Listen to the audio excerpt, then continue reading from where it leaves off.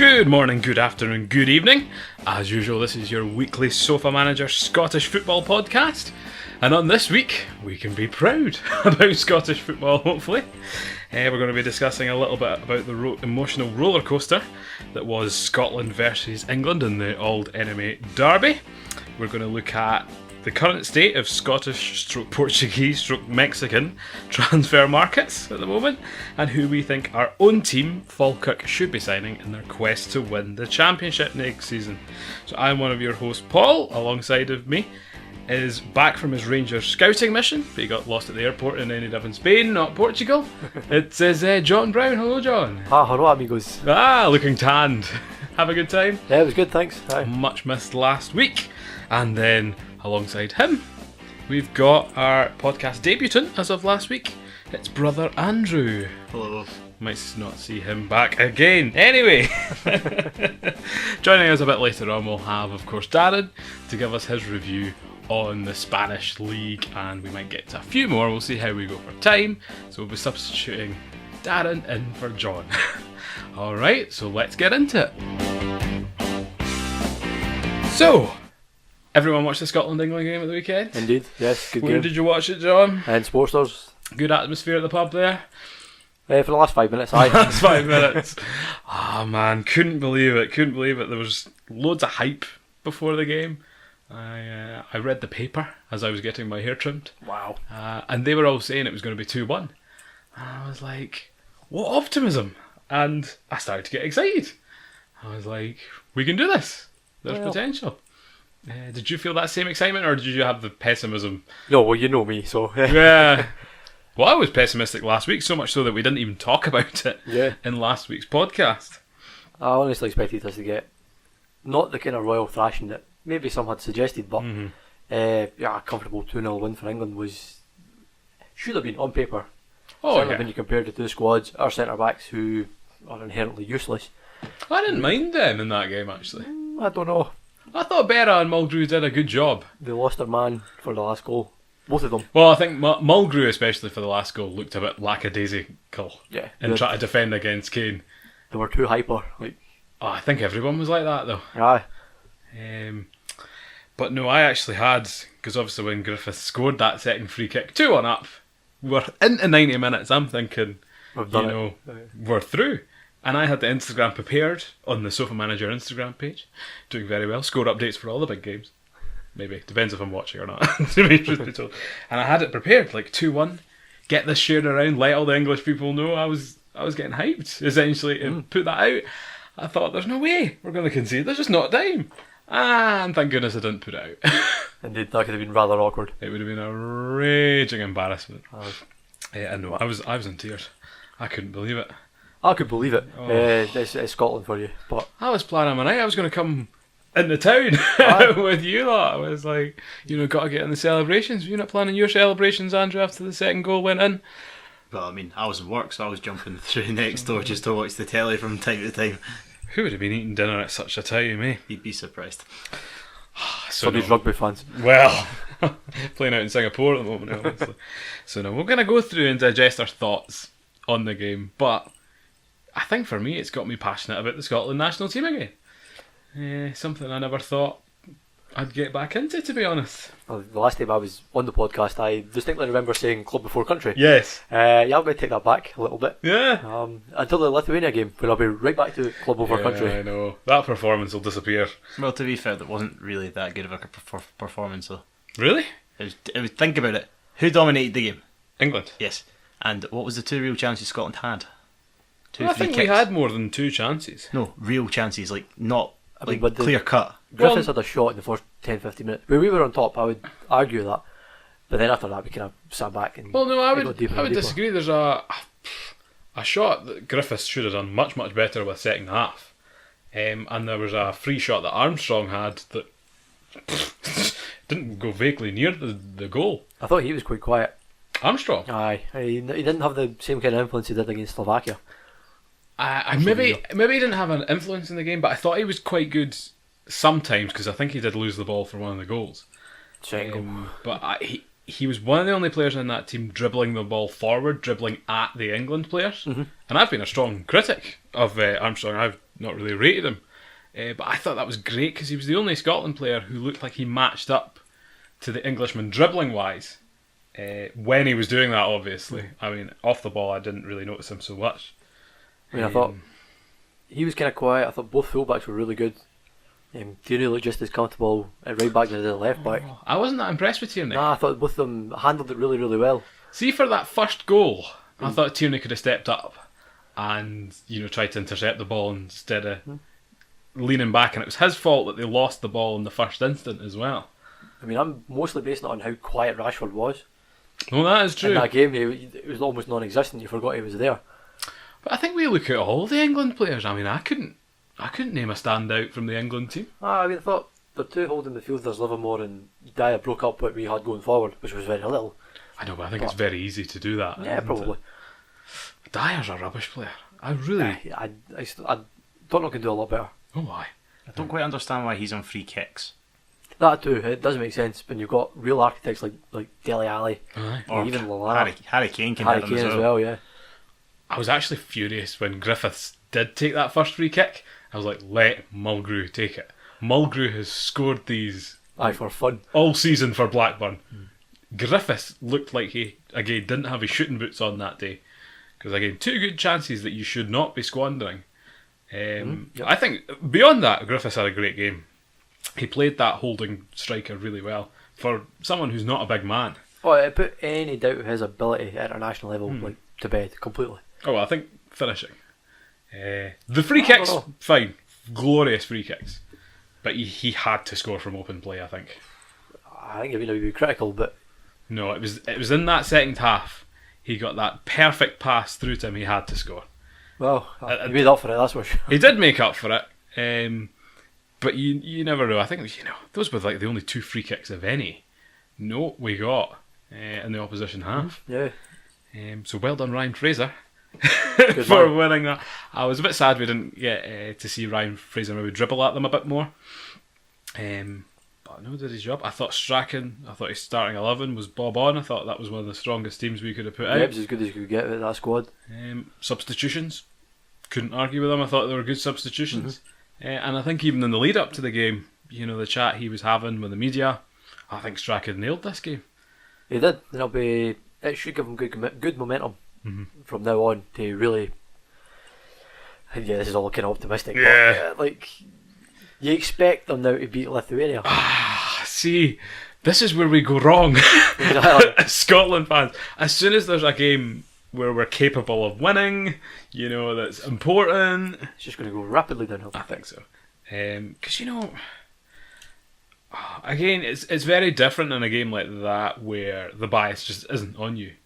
The pressure, therefore, is not really on you. And I wonder if, because, England dominated that game, but there's a sore lack of creativity in that squad. And they've struggled with that, I think, for years, especially in major tournaments. No, they're all individually brilliant and they're very good for their club team. Putting them all together on a national team, it doesn't look the same. But do you not think these guys are maybe hiding at their clubs a little bit, maybe? Some of them. No, I don't think so. I mean, there's less pressure on them playing for their club than there was in their country. Oh, aye. They're really exposed when they're playing for their country. And you see what happened when England won that under-20s tournament. The hype that got for... I mean, it's got less relevance than the League Cup. But now we're going into under-21 European Championships. It's a mad time for kind of youth football at the moment. I think they're far too actually spread into too many competitions, so we're not really getting a picture of who's where. I mean, the England team is actually pretty good than their 20s team. A couple of good Newcastle players in it. We talk about the Newcastle players, eh? Of course, he played for Kilmarnock last season, that Freddie Woodman. Well, I saw he was saying he doesn't expect to go back to Newcastle, actually. No, I don't know. We're quite lucky at the moment, we've got really good keepers. And if Pepe Reina's on his way in, even better. Well, if Pepe Reina signs, what's the point in having this Woodman on board? Well, maybe he's crying out for a big money move to Newcastle, John. Kilmarnock, sorry. Oh, maybe. Maybe. Can't wait to go back and see Lee McCulloch. I think it's hard to gauge a nation from their under-21, under-20 performance, because I know Scotland did well. They beat Brazil for the first time. There's the first ever team. I think it was under-19s. The first ever time Scotland have beat Brazil. But I'm sure years ago they got to a final or they won a tournament or something like that, and that never came to fruition at all. None of those players, I don't think, are in that national team now.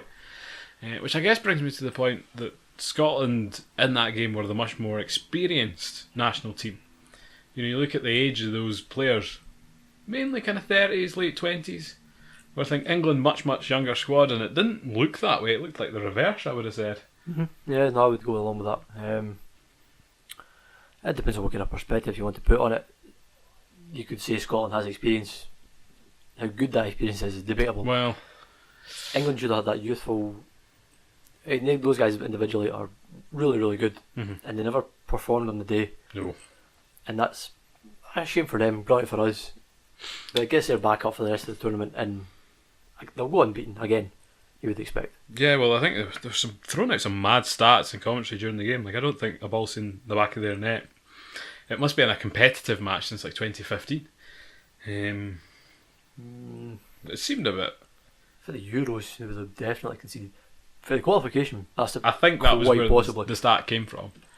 So to get two past them in a game when you saw them, just the passing, the movement was head and shoulders above can't deny it. where we were. So to grind out a point, really happy with that. Really disappointed with Snodgrass again. I thought he's had a few poor performances in a Scotland shirt. And it seems to be now being reflected by West Ham, who are want rid of him, trying to offload him after spending 10 million in the January transfer window. Any comment, Andrew? Well, Snodgrass, he's more of just a shot kind of guy. Like, I'm not saying his dribbling. So he doesn't drink pints. He's more of a shut up. He's a Jaeger man. he's trying to lose weight, so he's just going straight for the double vodkas. He's one of these players. If you get him in the ball and you give him enough space, he'll hit the shot and he'll find the top corner. But if you put him under pressure and he cuts in, he can still do it. But he's not got the pace. He's not got dribbling. I genuinely think all he is a good shot.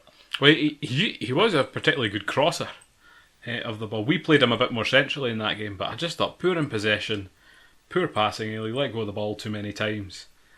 And it looks like Championship's going to be his destination, whether he likes it or not. Every chance. I can't remember who was interested in him, but it was Championship teams, not Premier League teams. Probably Sheffield Wednesday. He seemed to enjoy Scotland players. Maybe. Well, that's true. I thought I saw Sheffield United interested in Gary Mackay-Steven. I thought that was kind of curious. I didn't realise he was as old as he is. He's 25, I think. Is he? Aye. Strange that, isn't it? Very. He just disappeared. I know, that's what happens.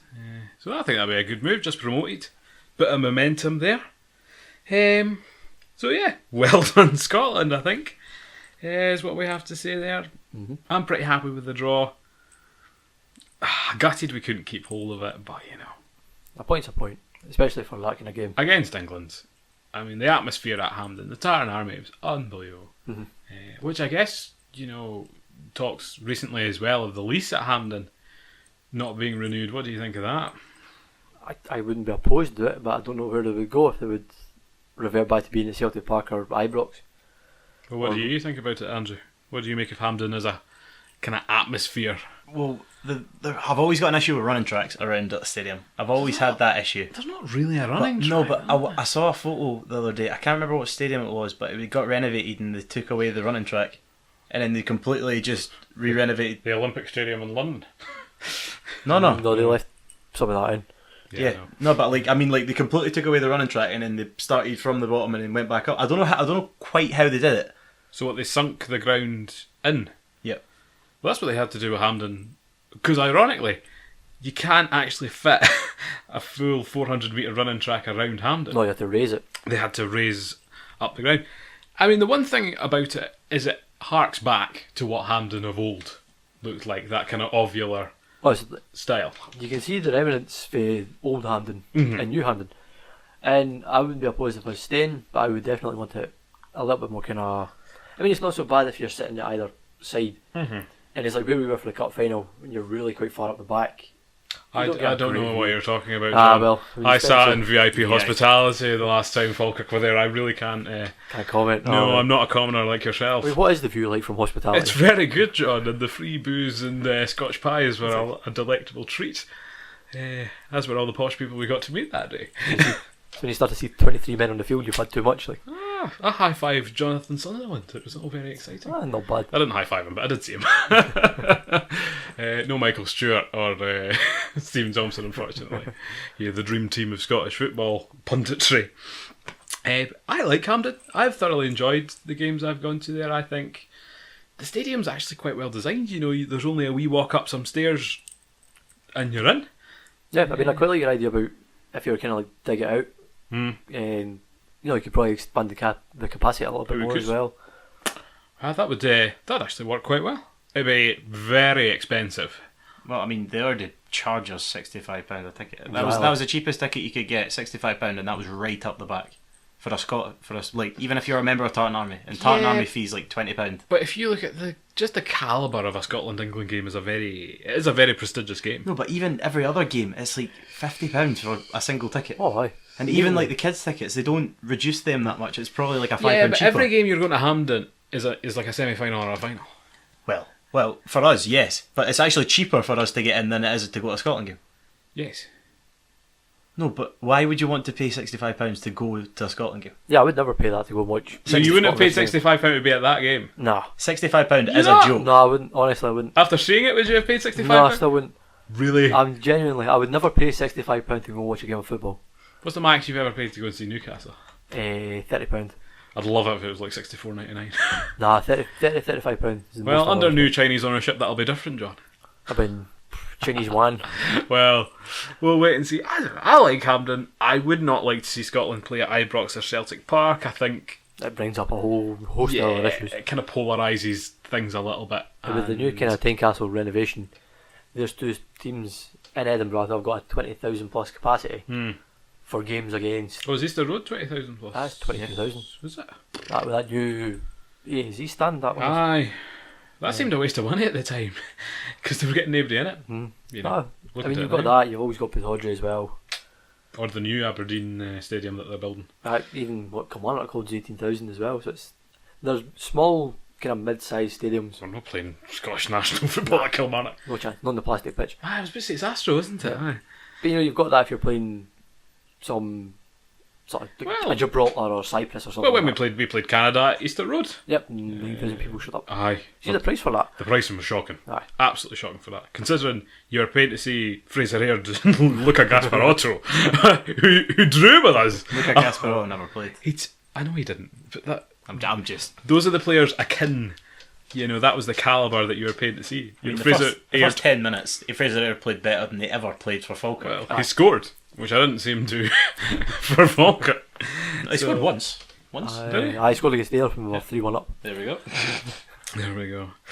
Oh well, I guess that brings us on, speaking of Fraser Aird, to our transfer chat now.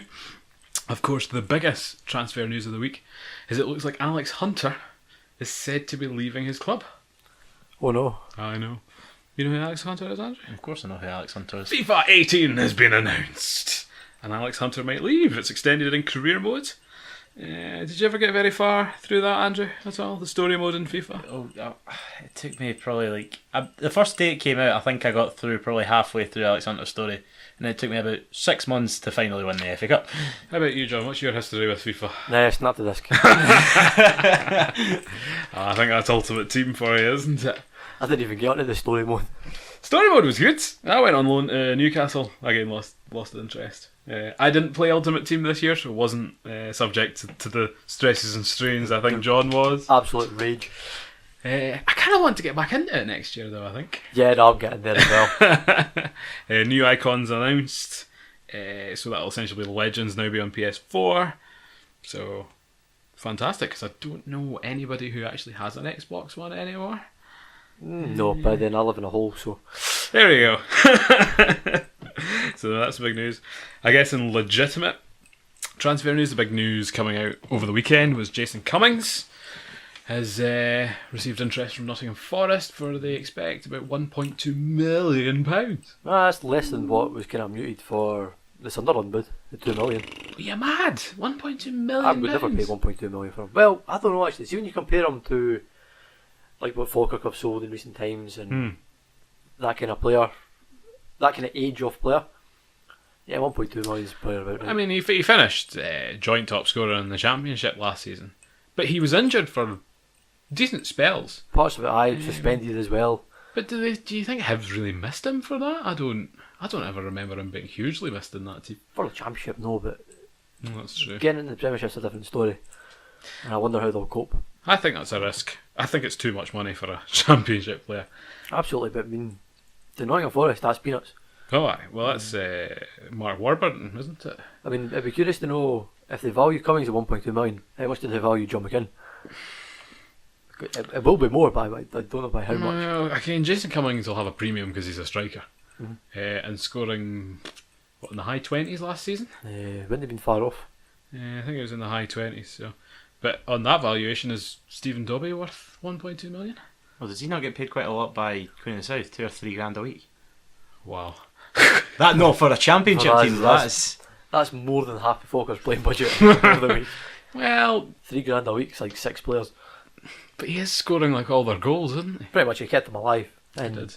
for $3,000 a week, I suppose that's okay. But Yeah, speaking of Queen of the South strikers, former Queen of the South striker Gavin Riley today announced for St Mirren. From Hearts, he was on loan at Dunfermline last season. And he was dreadful. he was dreadful. You're right. Scored only a couple of goals there.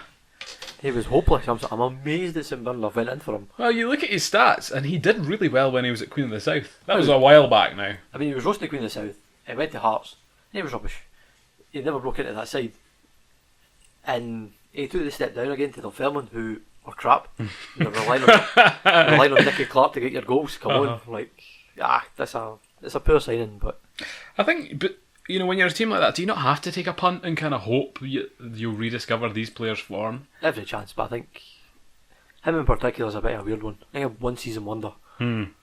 Well, He's like the Farid of Queen of the South. Farid. It's funny how players just work out sometimes at certain Aye. clubs, isn't it? It just clicks sometimes. You know, just when you're playing well, guys, don't leave. I think is the moral of the story. It'd be interesting to see how that pans out with him going and what happens with Rory Lee. If Dundee decide to keep him or not, and then where do we go if he was released? Because money would have been on St Mirren.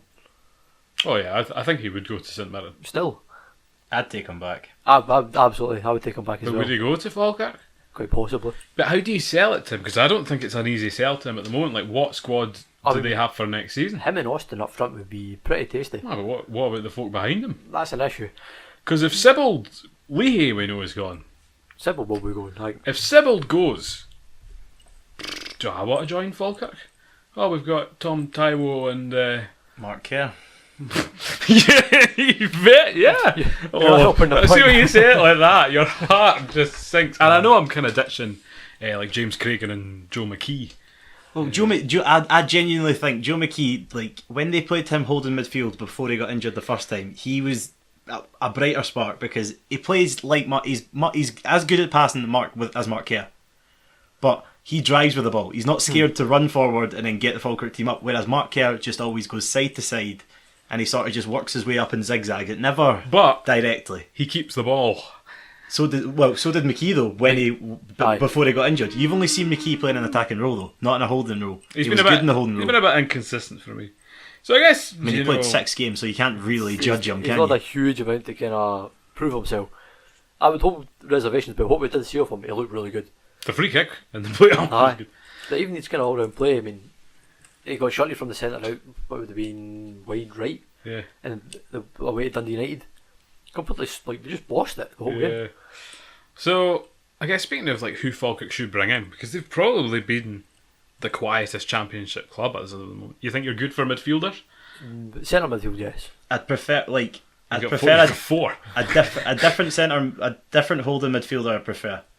Like, I don't know, like you just get a younger boy that's going to come in after Mark Kerr after next season because we need to try and mix that up. What's priority numero uno? I'd say a winger. A right back. I would agree with a right back. I would say 2 full backs. Your left back, not so much. I don't really care about that. I think Gallagher will be okay. I think Gallagher should fill the boots of. Unless he's sold. Well, he's not. I don't think he's going to sell him this year. I think they'll wait until he'll probably leave at the end of the season. And knowing Falkirk's record, he'll probably go to Swansea. Unless he has a stonking pre-season, he's not going anywhere. He's out of contract at the end of next season. Yeah, Gallagher. Aye. I mean, how poor management is that? What are they playing at? Exactly. They've not played him. Oh, for goodness sake! Because I thought they weren't playing him because they were keeping him in the shop window. Because if you played him, his value could drop every second he's on the field. So I was thinking that's by, but he's only got a year and he's got. Oh, that's daft. I mean, if he does have an absolutely amazing season, a guy is going to be able to pick him up for maybe 100,000, 150, because the development fee won't be as much because he's only 17, 18. He's not been there the full time. Well, I think we saw Sam Nicholson with Hearts. He's just waved goodbye to his development fee by going to America. Aye, and I think if Sibbs has got any sense, he'll do the same. He'll move abroad, he'll end up in the Danish second division or something like that. And then come back. And then come back in 6 to 12 months and play for Dundee, Kilmarnock. Could be good life experience. I think Scandinavia's a nice place. I mean, Sweden was the talk. They had one offer from Sweden. Aye, forget the name. See if you could get Ostende. Ostends. Or I'm not entirely sure the team, but EastEnders, no. Could be Odense. Yeah, if you could get a decent Swedish team. Well, I know some English guys have gone out there and actually made quite a good career for themselves. So yeah, we'll wait and see. So in terms of a fullback, who do you think you'd be looking at though? No idea. That's the biggest issue. It's a real slim pickings for free agents. Well, they did try and sign fullbacks last season. You know, Lewis Kidd came in. Well, Lewis Kidd, he had times where you thought, right, this is it, he's going to be able to break in. But then he'd come out next week, like the first week he'd come out, he'd make all the challenges, he'd commit himself, but then the next week he'll start committing himself too much, and then he'll miss the ball and they'll just be through. And this was when McCracken played behind him. So that's why he got player of the week almost every week, because Lewis Kidd was playing next to him and he would just sweep that, and then they thought, he's playing brilliant.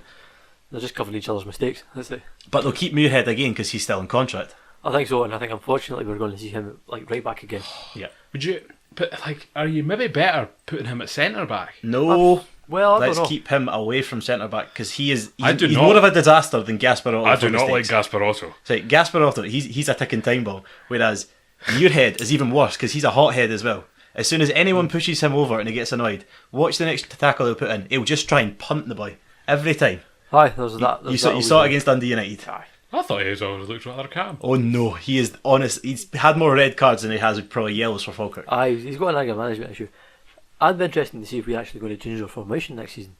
Well, he tried the 3 at the back against Hibs in the first game of the season. No. Once, but he did that once, and that was probably one of the better performances we had. It was. If so many people are trying 3 at the back at the moment, right? And 3 at the back only works if you've got like a freaking Chiellini, Barzagli and Bonucci. If you've got 3 solidly good defenders. I think they're looking to go 3 at the back because the Development League play with 3 at the back. Looking at Chiellini I think there will be. No, but I think they mainly went in 3 back because both of the left and right back, like Gallagher and Finlayson. So say if you compromise, right, you put Gasparotto, you put Muirhead, you put Grant. Yeah. You put Gallagher as a wing back and you put Aird as another wing back. We do not want Aird in a million. No, years.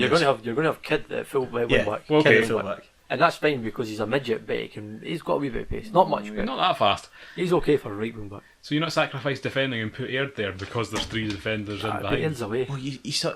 Well, how about Hippolyte as a wing back? Oh, behave yourself.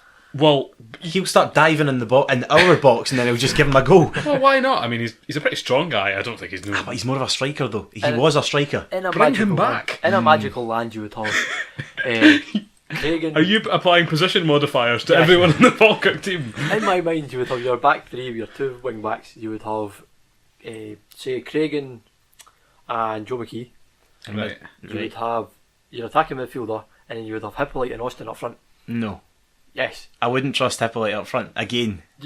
Those two would be absolutely on fire.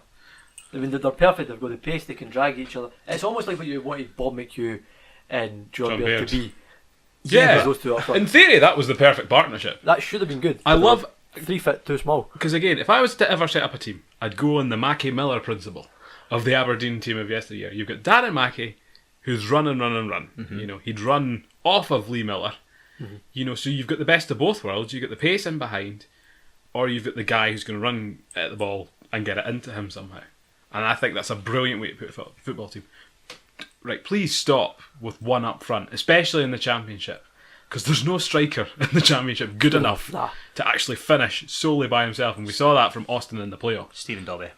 Or what would you play if you play like Hippolyte in behind the strikers, sign a new striker? Oh, no, or but O'Hara or Shepherd. Watching Hippolyte, because he's tried Hippolyte and Austin before up front, because last pre-season he played Development League, and Austin and Hippolyte both started in Development League. So probably the first 2 games I went to, they played them up front, and Hippolyte gets too cocky. He thinks he can do all these tricks and flicks. If he kept it simple, went with a couple of step overs, stepped and took the shot, he'd be a lot better. Yeah, but he likes to stop, flick, and He likes to show off. Yeah, but he can't shoot.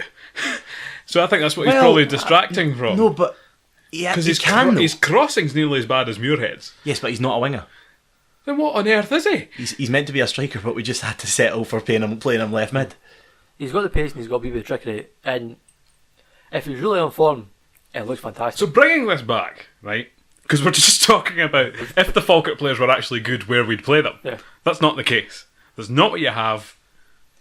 I'd say we get a winger, but I'd prefer just a tall, strong guy that can run. So what about? But I'd say the boy that Dundee United. Topi Obadai. Yeah. But then if you buy Obadai, it's basically Hippolyte. Well, we're not. No. But if we have them left and right midfield, think about it. Like that's strength and pace, and then basically if But they no technical footballing ability. No. Really But need the that thing in is, Championship, the way That's true. Falkirk like to play up the wing, but we've not. If we don't have Sibs and Lee anymore, we're going to have to change that. So if we start getting the ball up through the middle and the strikers pull it in, they can both run in, and then through ball. I'd prefer that. So does Leahy need to be replaced? No. I'd give Gallagher the chance. I'll give Gallagher a chance, but if anything happens to him, even remotely, we have no cover there. We do. Muirhead. Muirhead. Again, it's Muirhead and Kidd. They'll play one of them left. I mean, if someone gets injured there, it has to be a youngster that's going to have to come in. He is the youngster. Well, there's going to have to be another youngster. I mean, I don't know. Like, I think we've signed a left back for Development League, but Liam Henderson. oh, don't even go He's there. supposed to He's be dreadful. He's supposed to be a left back come centre midfielder. Don't know how that works, but Well, so in terms of signing professional footballers, in terms of the free agents list, Paul Quinn still available at centre back. I don't think we need that. really need a So centre you're back. all right with Gasparotto because McCracken's not in there to provide the experience anymore. No, and but he seems to have got Falkirk out of a lot of bad But situations last so is season. Grant though, because For the Grant most he can part. command a centre back. He can command the back line like a more but experienced player. He wasn't that great last season. He He's was a never had good the full defender. pre-season underneath him though. No. He came in back for his ACL injury, kind of, what was it, in October time. Mm-hmm. So he's not actually had that. He never had a good build up to the game, and I think that hampered him at the end of the So season. what I'm hearing from you two, Is Grant and Gasparotto a centre back? right? Well, I Watson thought you on the were. bench, I thought you were Muirhead going the for right a back. 5. I am going for 3 at the back. That's my ideal. So you're going to 3. Well, I'm going to call it a 5 because 2 wing backs Fair to me enough. is essentially it's a back 5. That's really what you're doing. And then you've got 2, 2 centre mids. 2, 1, 2. Yep.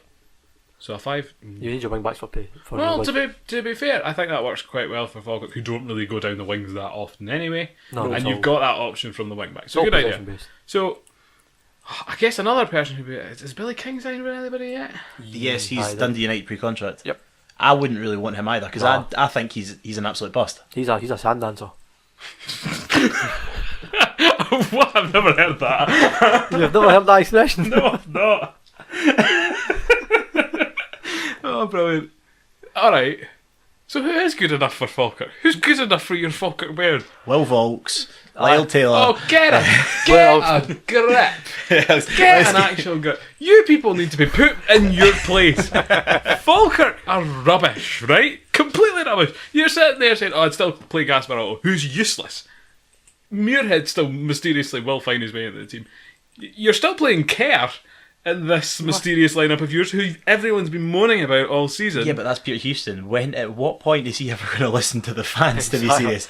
Well, no, you shouldn't listen to the fans. Well, I don't he probably should at some point. I don't because- think so. Oh, was Fans anyone? didn't have a clue. Was anyone calling for Tom Tywell to come on and take Joe McKee off? As soon as he did that, he changed the system. Oh, If he stuck with that system that he'd used one off in the playoffs, And if we use that next year, we might be able to put the pressure on. And we're like Arsenal, eh? We just put the pressure on Aye. and then just All right, Capitulate. no transfers then. no, we don't need anyone. We're too good. You're idiots. Absolute idiots. We've got the academy. I mean, we'll take. The academy's rubbish. Well, Excuse me, we finished third in the league. That academy league. Yeah, oh, very good. it's decent. Oh, That's not bad to be fair. Who cares? It was only what Hibs Who and cares? Motherwell. The only team that Celtic matters won it. is the No, team it's- that's on the pitch. Celtic won it. No, Celtic won it, and the Partick were above as well. Partick have a good youth system as well. I'm done. Okay. Absolutely done. I think Falkirk needs an entire rebuild. So you two think that team's good enough to win the championship as it stands? Yeah. The aim is promotion. The aim is promotion. John. As Peter Houston will never call out for he'll win the league. Right, He okay. just tries to wing his way around it.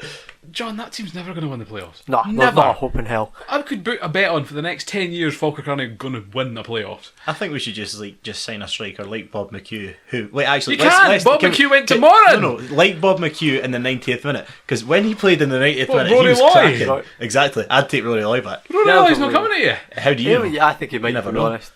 He might be appealing the way Falkirk play football. Moving It might be on. quite appealing to. Moving on. Speculation was former Falkirk Central defence. Would you take Tam Scobie, actually? Honestly, no. I've chucked my pen away, listeners. Scobie's rotten. He is rotten. He is. He's in a better team, He was though. crap. He might be in a better Okay. team, but if you This was a football podcast. I don't know who I'm doing this with anymore, but blatantly.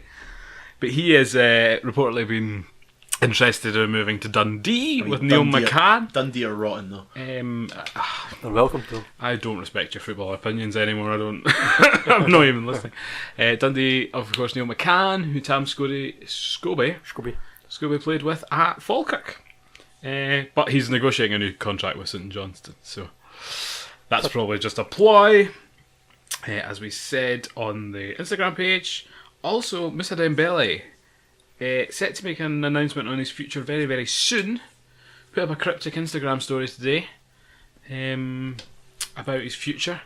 I'm waiting on the Wolf of Wall Street meme here. Well, I don't know. This had a clover on it.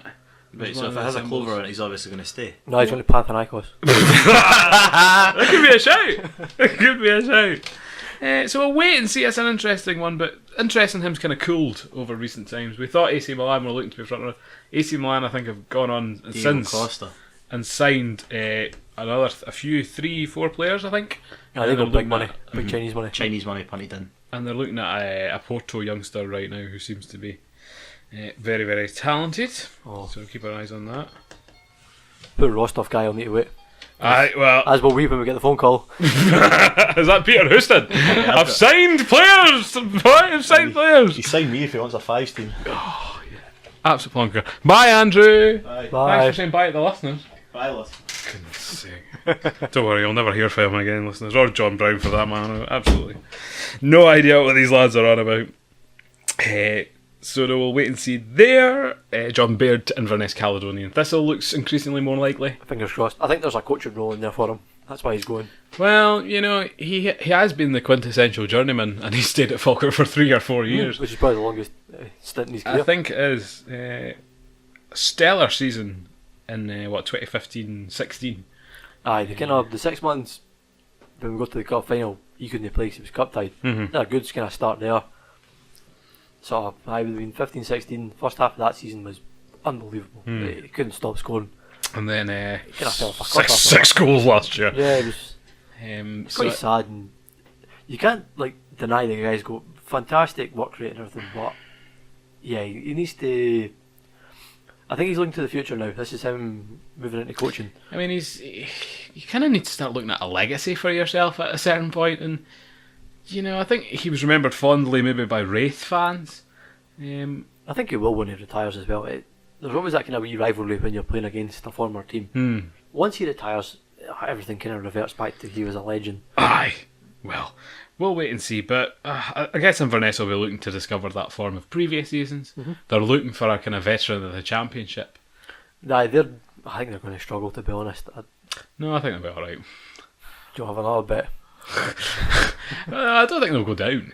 No, I don't think maybe. I think it'll be very difficult for them to challenge in their first season because they're obviously looking at a lot of rebuilding in terms of managers. A lot of the players, I think pretty much all their good players are now gone. Near enough. Tansy signed a free contract with Aberdeen. Was it Kiernan? Did I see you be signing a new contract with them though? The former Rangers centre half. Aye.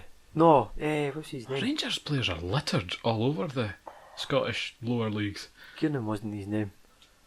Anyway, it may come back to me. Somebody signed a new contract. But, he was injured for most of the season. McNaughton? Maybe Kelvin Norton, aye. McNaughton. I saw Inverness fans speaking about him and they don't actually mind him, but he didn't really play that much, so they just don't know that much about him. Aye. That's the issue. No real standouts. I would like to see Josh Meeking go to Aberdeen, which I don't know if I've said on the podcast or not. You know, a decent centre back. Didn't have the greatest season last season, but was good in seasons before. There's every chance. And I think, you know, Ash Taylor's not hard to replace, so you just have to anyone. Look at what's out there, essentially. Yeah, but Aberdeen, the rumours with Greg Stewart seem to be growing stronger. Reasonable signing. I think it would be good. The Hayes rumours have kind of died down a little bit. I don't know. Cardiff have signed a few players in between, obviously Callum Patterson. So I don't know if their interest in Johnny Hayes might have cooled a little bit.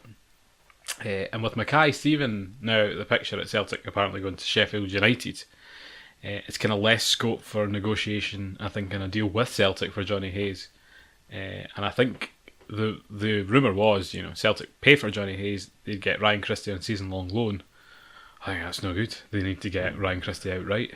It depends on how long Christie's got left in his contract, though. Yeah, but I don't think Christie's got any interest in signing with Aberdeen. Not particularly. I think Christie sees himself at a slightly higher level. I don't know where that places, though, between Celtic and Aberdeen. Obviously not in Scotland. That's the problem. Is there is no in between Celtic and Aberdeen. I mean, you have to look down south. It would be mid-table championship. Well, he's on his holidays in America right now. He seems to be having a good time. Has a roasting girlfriend on Instagram. Oh. He's a very handsome lad, so don't blame him. Good man, Ryan. Come back to Aberdeen, please. There's hot women there. Lots of hookers. It's Aberdeen. There's oil. Exactly. As Darragh O'Brien said, like the workers take it out the ground and the women put it on their bodies. Right. Is the fun he used to say in his show. Anyway, after that, Burton Albion apparently interested in Liam Boyce of Ross County. I hope they do.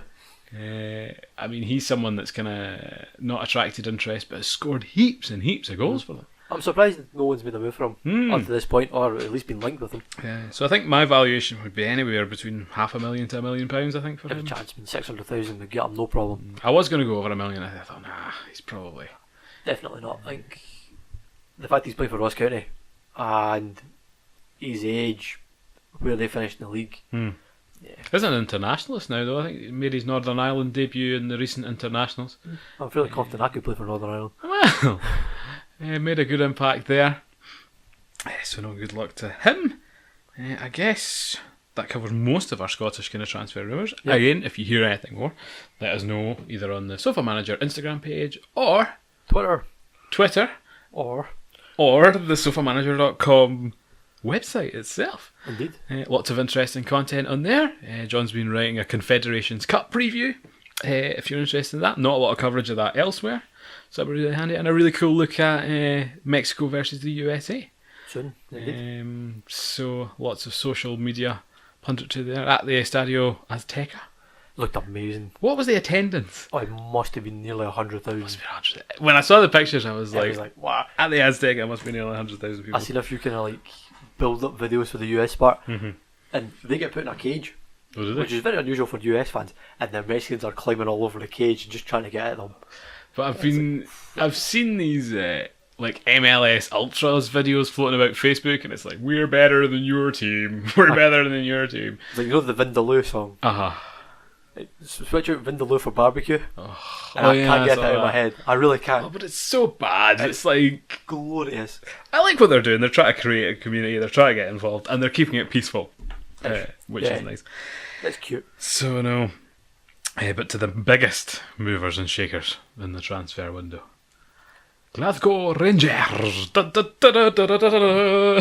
Les Teddy Bears. Les Teddy Bears. Hey. Oh, we need to find the Portuguese for that. I mean, Caixinha's just picking up. He's just gone absolutely mental. Absolutely nuts. There must have been another Benfica boy signed the day. We had Dalcio. So I think that takes our total of Portuguese to 3 now. Yes, we've got one Mexican confirmed or waiting, another one rumoured, Venezuelan. There's one waiting on a visa, there's one waiting on a work permit. So are they taking advantages of these EU rules before they shut down? Yes, this is like the Football Manager bit where it's like the Brexit becomes a hard Brexit and you lose all your rights. So striker coming in today, Morelos, looks to be quite good, had a stonking season in Finland last year. The rest of them, we just do not know a lot about them. Not particularly. Only Bruno Alves is the one that's Bruno Alves. The big name. That would make 4 Portuguese people. But pretty much all these guys, apart from some of the younger Benfica boys, have come in for £1 million plus. Oh, aye, it's 6 or 7 £1 million plus players, and you're thinking, they could be good, they could be bad. It's a kind of middle of the road risk here. But they're talking they've tabled an improved bid for Dorrans, which I believe is between kind of 1.2, 1.4 billion pounds. I think they desperately need that. I think if they get Scottish him, player, aye. I think if they get him, maybe kind of another centre back to play. I don't know if Danny Wilson's any good or not to play alongside Bruno Well, Alves. they bought the other Portuguese centre half. I'll tell you, mate, it's going to be. They're going to have a lot of kind of. This is a new team. Yeah, it's a lot of bedding in. That's what I'm trying to get at. Like, But what are the other players they're going to be thinking right now that Caixinha's just...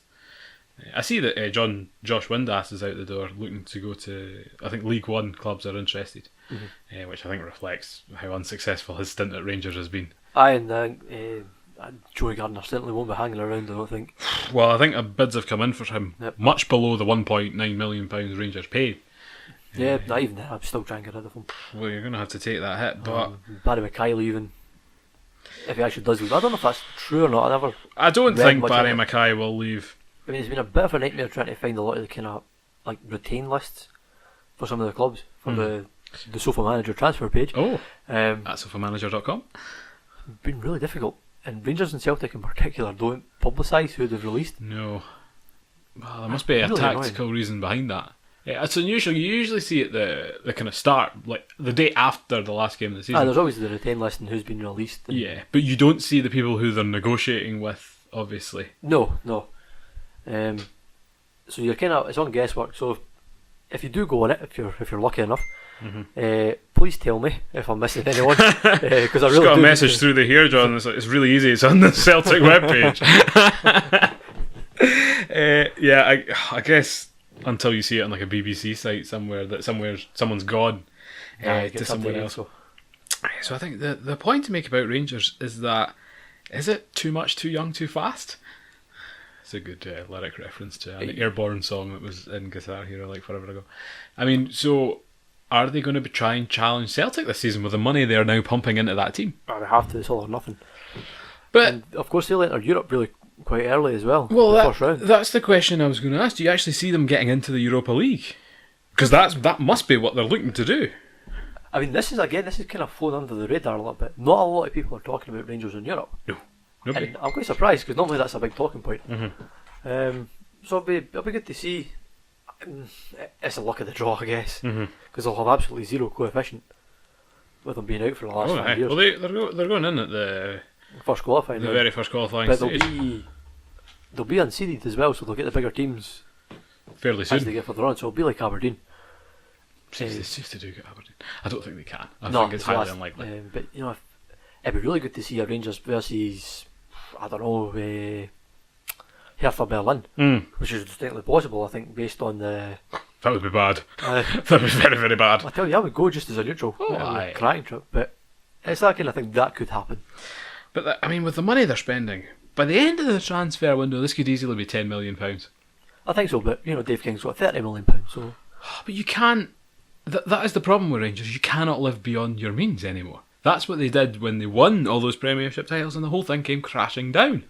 Yep. And yes, Craig White was a massive scapegoat for the situation, but Murray was running that thing into the ground as well. He got out when he did, and that's why it only cost £1. Well, a business that costs £1 is not a good business. No, I mean, there's been Italian banks being bought for £1 and they're all useless. I think some Spanish bank recently as well bought for only 50 cents. And, you know, for me, you look at all the teams that have risen in Europe very, very well recently. You look at your Monacos, your Ajaxes. Leipzig. What they've done is they've invested in youth, spent a bit of money, sometimes not, sometimes just use your academy players. And if you want to build a good team, it's got to be from the youth. And Rangers have had the chance to do that, and they've been very wasteful with a lot of their young players. They kind of squandered it a bit. They had a really, really good chance when they were in League 2, League 1 to nurture some of this, but they didn't. And I would argue that if they had like maybe one or two senior players like Lee Wallace, Danny Wilson, and then built the rest of the team mostly out of the youth academy, you'd be looking at a really much stronger Rangers team right now than what you are. Well, I think there's some good young guys there. Like, I've slated Bierman and Bertman all season. Some of the best young defenders in Scotland, I think. They were really good. I mean, unfortunately, they were on loan, so that was an issue. Well, another stupid thing with Rangers is when you're a team the size of Rangers, if you're loaning a player, he's got to be a darn good player. They shouldn't be loaning people like John Terrell or even like Hindman. You know, you shouldn't be doing the young work for other teams. So no, I think their target for next season should have been second. It should have been to overhaul Aberdeen or whoever is challenging for second next season, because Aberdeen again have a bit of rebuilding to do. I mean, it's going to take a lot of work and a lot of luck to get past Celtic at the moment. Well, you're just not. That Celtic team has been together for a number of years. They're yet to strengthen. They don't need to. Domestically, they don't, but I think they're looking a little bit higher in Europe. I'm talking like being competitive in the group stage. I think what they're looking at is they're waiting. I mean, there could be a Dembele announcement that makes this all look very silly. I think if they got Dembele money, they'd be able to invest that, and they'd be able to look at that like Iranian boy, Azmoun, and people of that ilk to build that squad, just to be a little bit more. Because what they seem to be doing at the moment, looking at the likes of Hayes, is strengthening like a domestic squad, so that you can rest players ready for those Champions League games. Because you can't be tired when you're facing the likes of Barcelona away at the Camp Nou. Absolutely not. And even if they manage to get to the Europa League, I think with if the league kind of sewn up, I think there's a very good chance with Brendan Rodgers in charge that they could go really quite far. And I think this season was a bit of an anomaly with the likes of Roma, Man United, Lyon, Ajax all getting to the kind of semi-final final. Yeah, but Celtic could be in amongst that quite comfortably. You get more attention, and the Europa League's almost what European football should be, is that anybody has a chance. It's what it used to be. I mean, you look down the Champions League winners of seasons, yes, there was dominance by some Real Madrid teams, some Liverpool teams, but it's a very spread out list from a lot of different countries. Aye, when you really expand out from maybe 1990 downwards. Well, there's like Hungarians and like Eastern European teams, exactly. So no, I mean, if this goes south for Rangers, I mean, this is a big gamble. I don't think you can really get away with it. This is a rebuilding akin to the Le Guin era for like the third time in as many years. I mean, I don't think there's Kenny Miller's maybe left, but there's not Lee Wallace, but there's not much. Like I say, it could be it's a big gamble, and it could pay off really, really well, or it could be a catastrophe. I'm not convinced by Kashinya. But then again, when you see these signings, you're like, wow. But they're all like... But right, if you're sitting there saying you're not convinced by Kashinya, and I think a lot of Rangers fans out there will be the same way, why have they just gone and handed him a £10 million war chest to go out and... I mean, when you look at it, and you kind of think, right, you're buying... I'm not slating the guy, but it's effectively a random guy from Finland. It's Morales, okay? 1.5 million. And you think, okay, now this guy isn't tried and tested in Scottish football. And if you got Liam Boyce, and you're sort of rating him at maybe 600, 700,000, now him with a perceivably better kind of attacking wave behind him, he could be a better striker. Oh, aye. Like that kind of thing. Well, see, I think Boyce would have been like a Boyd for Rangers. He would have exactly punted them in for fun in the league. I mean, in Europe, who knows?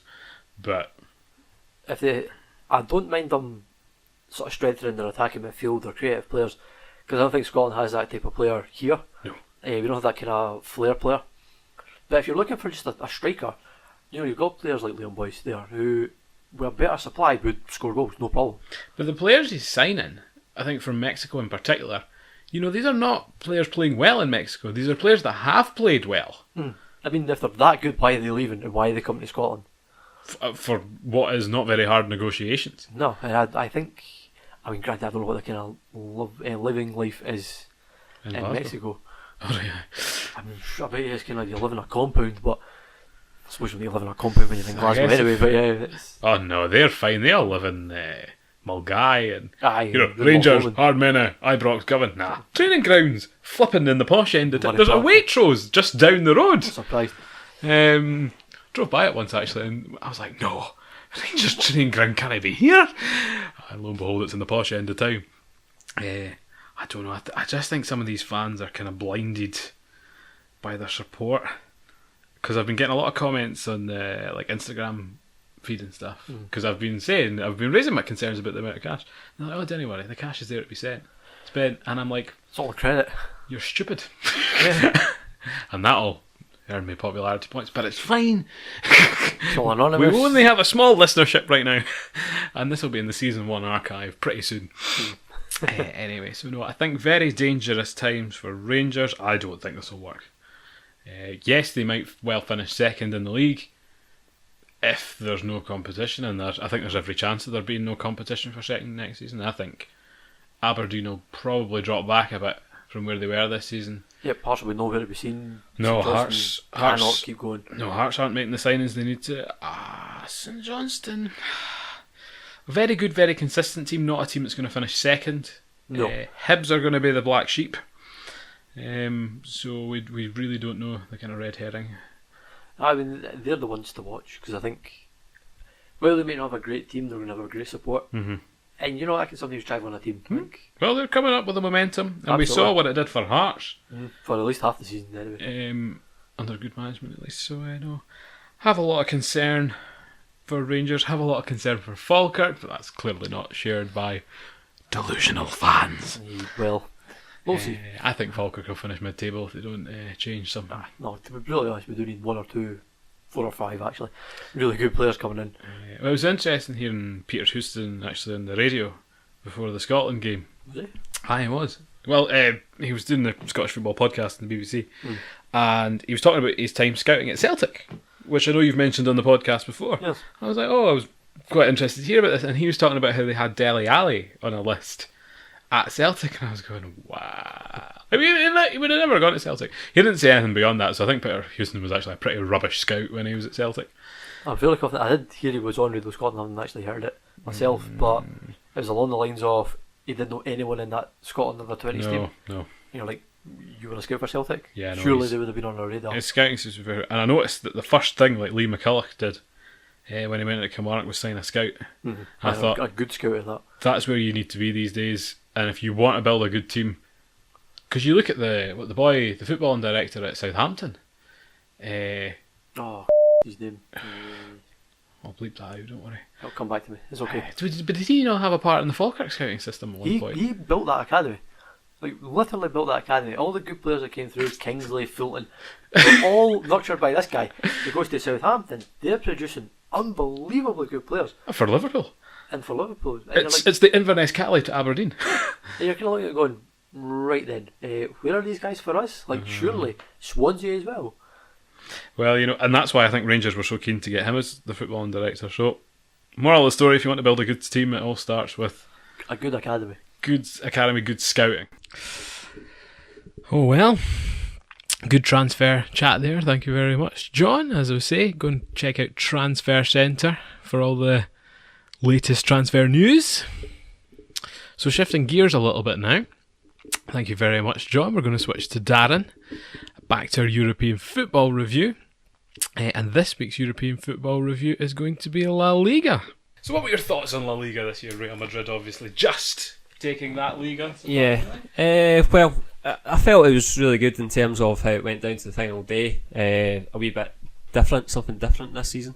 So it was good to see a wee bit of something for all the teams to go for to the final day, rather than just say like for 5 weeks to go it's all over, Barca's won the league or Real Madrid's won the league. It kept the excitement going. And both teams always, usually throughout the season, have a slip up, but this season it very much seemed to be Real would have a lot of draws and then Barca would have a lot of losses. It would be surprise losses. So Barca had a couple of surprise losses against Alaves this season at the Camp Nou, Malaga, who seemed to be Malaga. Malaga. You were familiar with that? All the podcasts you listen to, Andrew? But yeah, Malaga was definitely another team, but they always seem to be a bogey team for them, and Celta Vigo, that was another defeat for them. Real Madrid, they just had really a couple of slip-ups, draws, so like against Villarreal and against Las Palmas, so on. But I think the game that really judged the season was when Ramos scored in the 90th minute at the Camp Nou. I think if that hadn't happened, it might have been a different outcome. Different story. But because he got that goal, Barca still had the better head-to-head because they won at Bernabeu, but there's still obviously that goal made the difference, I think, because at the end of the day, there was only 3 points in it. If Barca had won that, potentially. There's a lot of like what ifs. I think you can always. I think we've had the best El Clasico games we've had in a number of years Really this good. season, so that was really good to see. And I think Barcelona as well have like a record number of goals that they've scored. Yeah. We're certainly very, very close to. So I think this year with the transition that they've been going through over the last few years, it seems like that kind of Guardiola style of play has slowly but surely started to fade out, and they're now left with having to come up with something new. Move away from that possession football that has been impossible to play against. Like nobody was able to work out.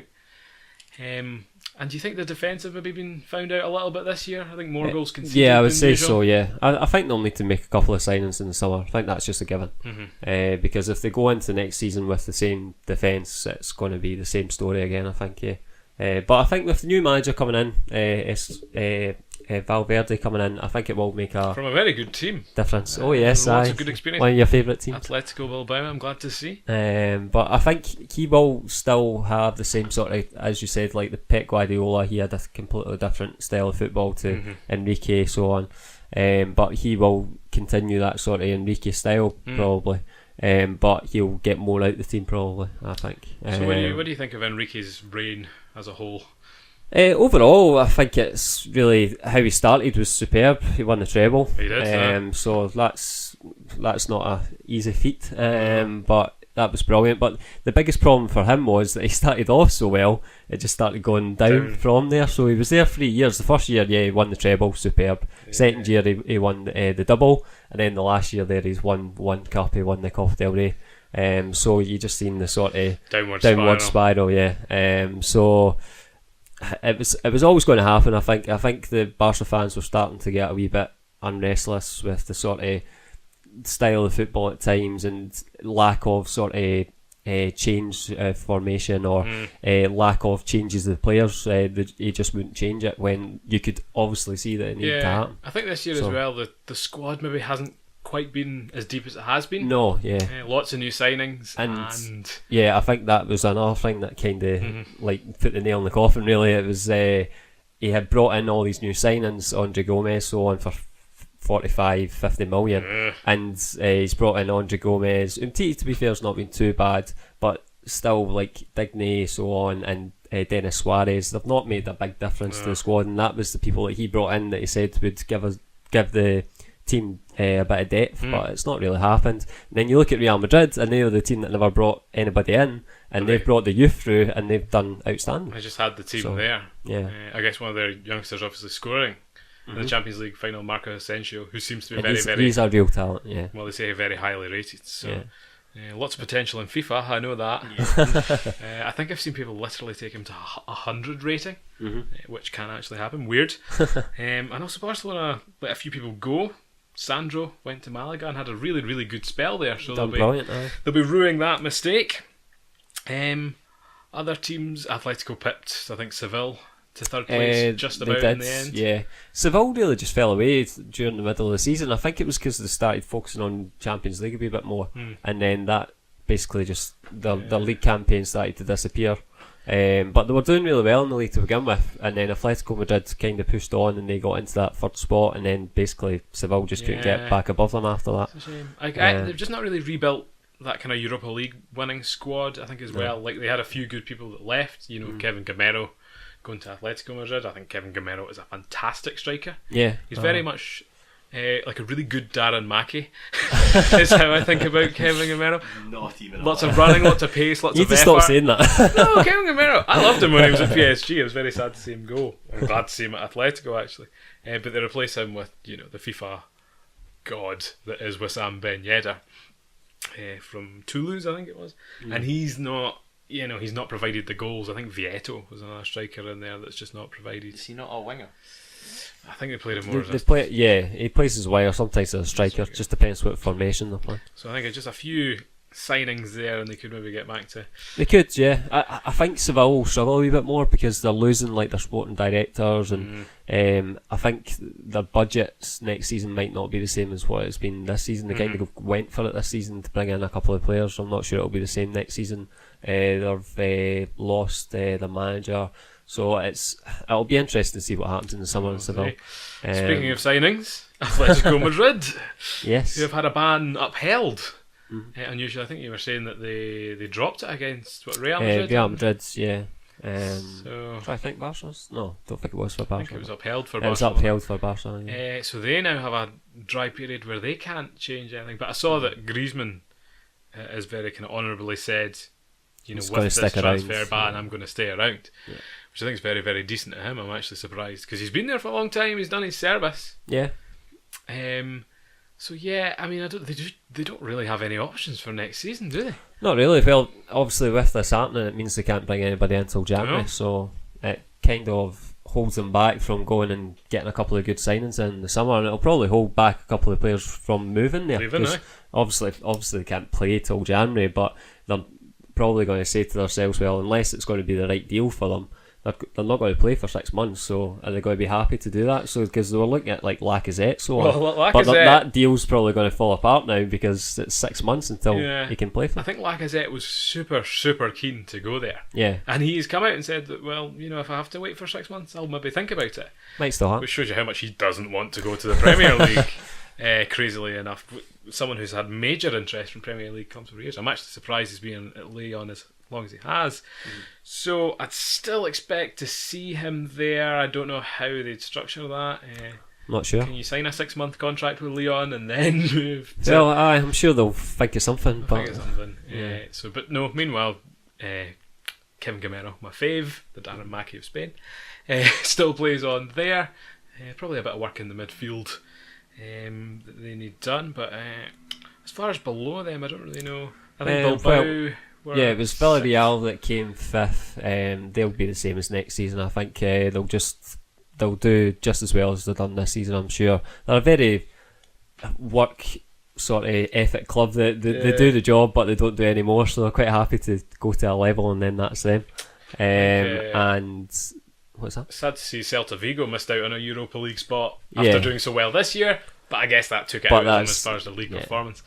So no John Guidetti in the Europa League next year. Is there a song of his you want to sing us or anything, Andrew? No? What, John? Have you heard the Swedish one? There's a Swedish DJ that made an actual song for him. Is there? Yeah. We must hear it. Johnny G, will you marry me? it is about him. Could he be the next Zlatan? Who knows? Not a chance. Who knows?